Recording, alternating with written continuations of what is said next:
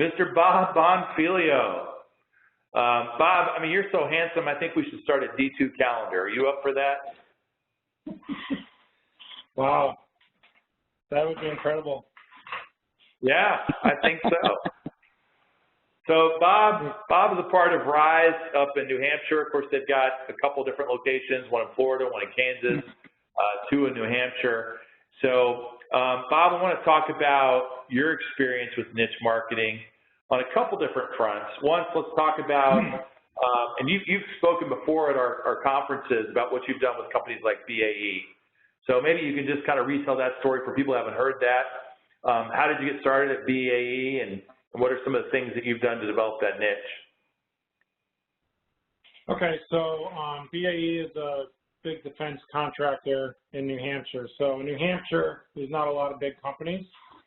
So BAE employs about 6,000 people here, which is, you know, one of the top employers in the company in the state. So they happen to be in our local area. I happen to be a recovering engineer, so I can kind of relate to the folks. I used to work for Texas Instruments in the defense area, so part of developing that niche, I think, no doubt has to do with I can speak the language. Then, you know, it started with just I too bought a practice. One of my earlier practices that I bought had a few clients there. So I threw a retirement party for one of the guys, and then he invited some people from work, got some of those people as clients. But then I think the turning point was when my Columbia wholesaler suggested doing what he called a document day. What he meant by a document day is to learn everything you could about the 401k document, the pension summary plan documents, and to hold an event based on that. So at the main plant at BAE, if you walk straight out the front door, you go into the parking lot.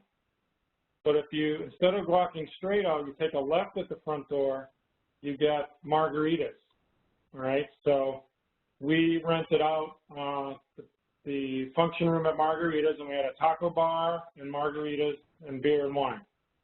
And we did a document day.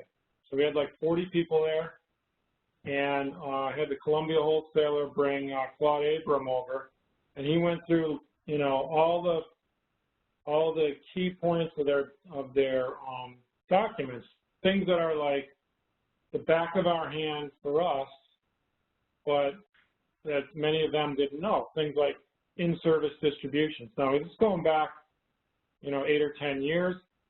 I hardly have heard of in-service distributions, much less the employees there.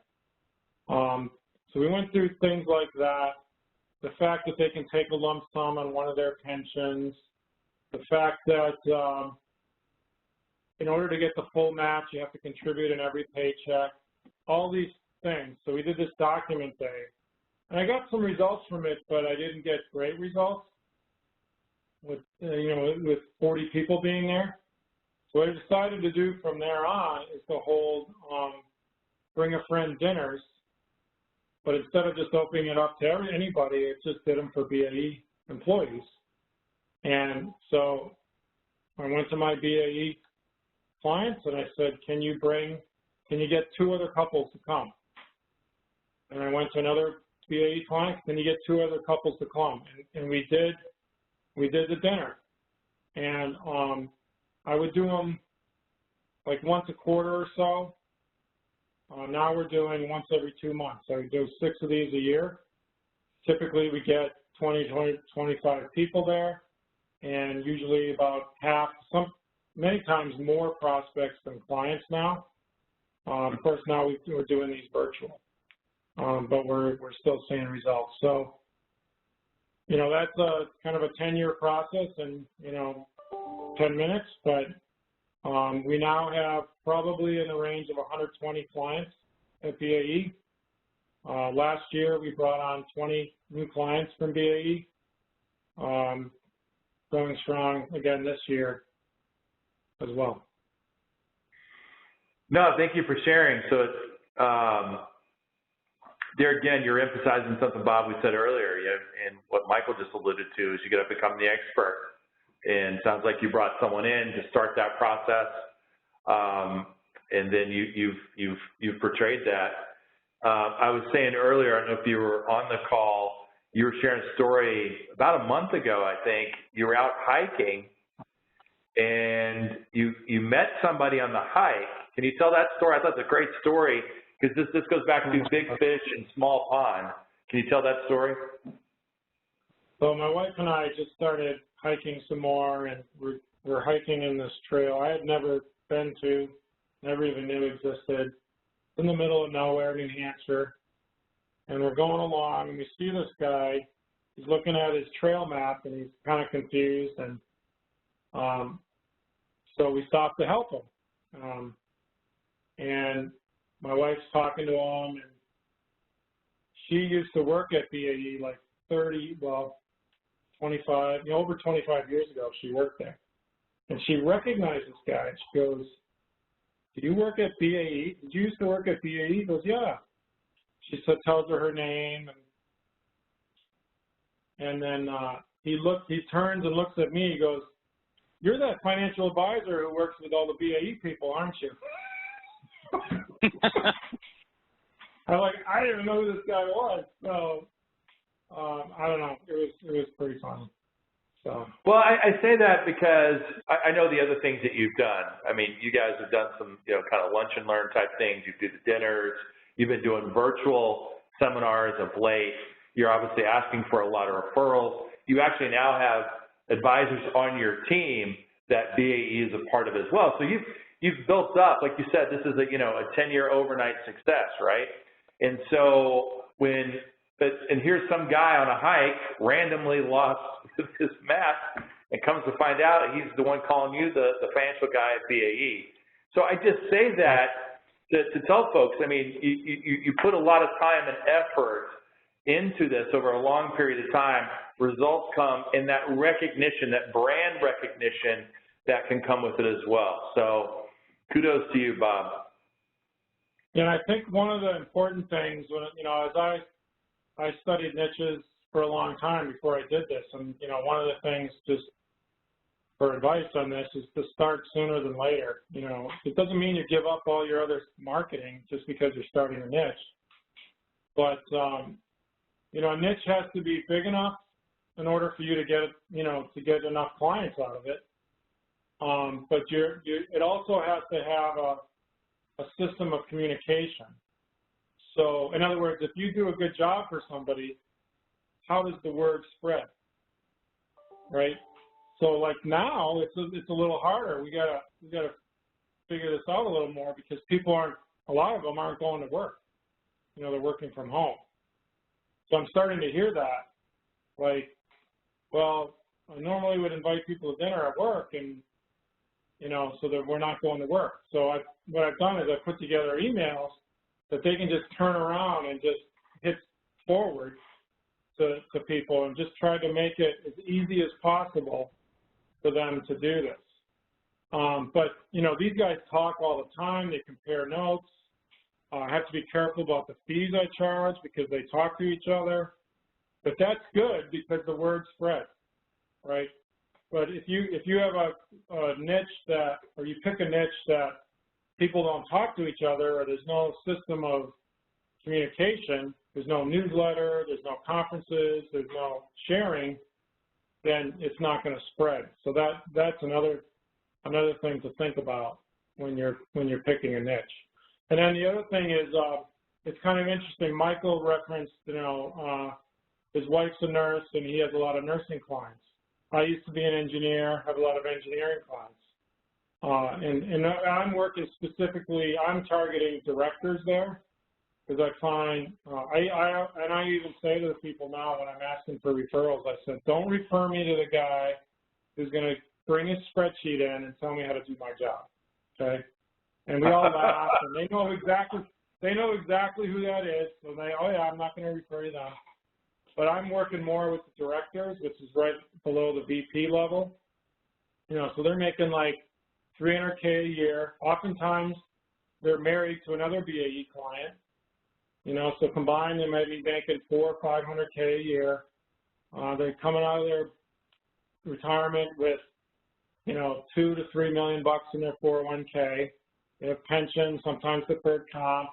You know, so there's things we can do with them, right? So in other words, it leverages the expertise, and it's going to be profitable.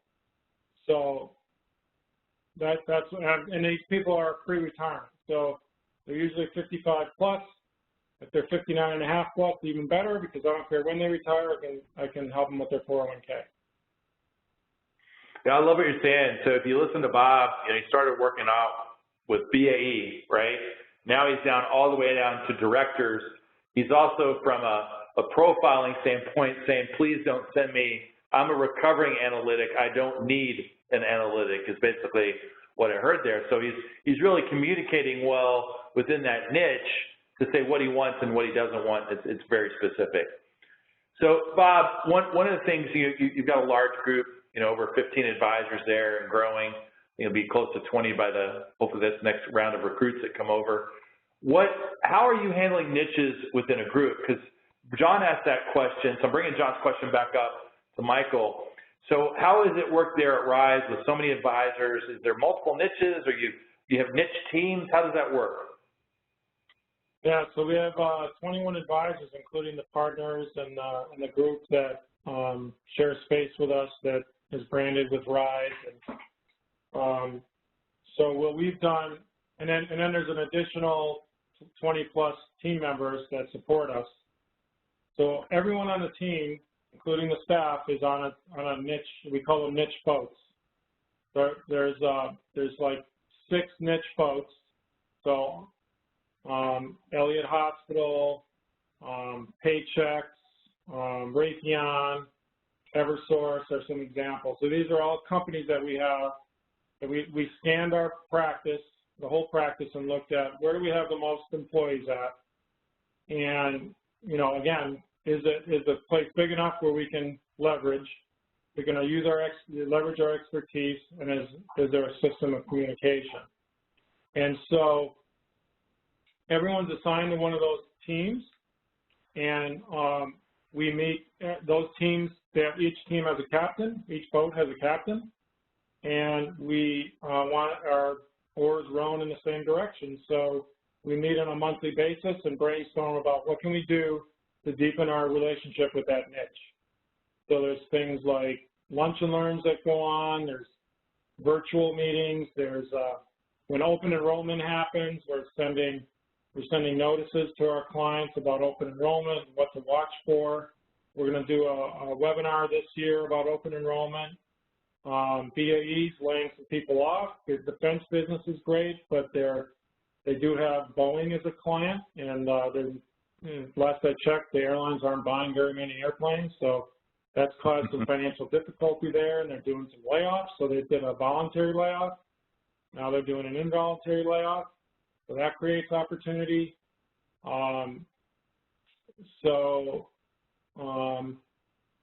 Things like that. So it came out from one of our niche meetings that BAE has 27 paychecks this year. Okay, why is that a big deal?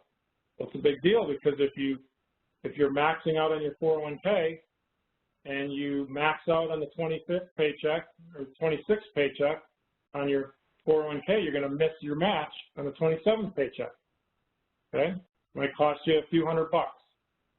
Not a huge deal. It's not going to change your life, but who's letting them know that? We are. Mm-hmm.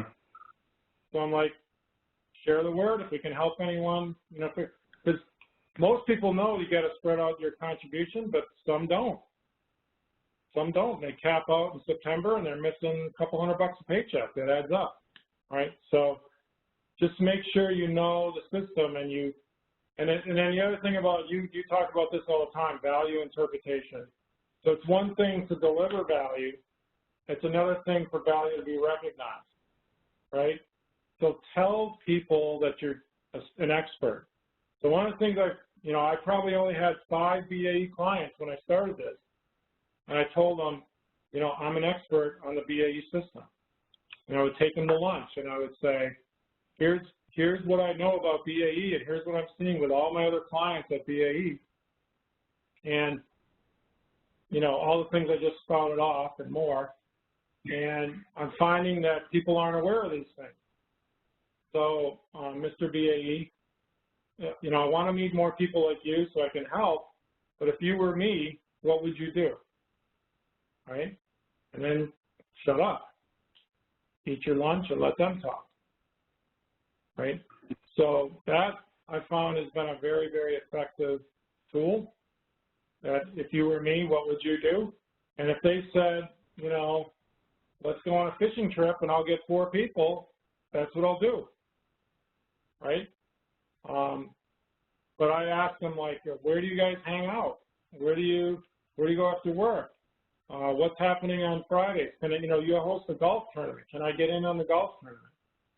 So the more I've worked with them, the more and more, you know, just the deeper that we try to go. Very good, Bob. I remember when we first started working together, you couldn't walk, chew gum, and market at the same time. And I suck. I remember Bob saying, he's like, I suck at marketing. I'm like, come on. I mean, you brought on like 9 clients last year. And so, but if you listen to Bob now, he is far from that. He's very masterful in his approach, and he's getting results. And you can hear him speak about it. He's confident. He's passionate about it. So, Bob, thank you very much. John, any closing thoughts or questions for Bob before we break out here? Yeah, I think another great story of persistence. It's been a long journey, but you can see here with Bob that as he's gotten better at his process, the momentum wave is building and growing by 20 clients in this niche in the last year, I mean, is really tremendous. So you can see there that Bob's figured it out. He's hitting the gas pedal. He's doing lots of activities in that group, and it's really working. So another excellent example. Thank you, Bob. Really great stuff. Very good, Bob. Maybe you can stick around. We might do some questions here. Thank you very much.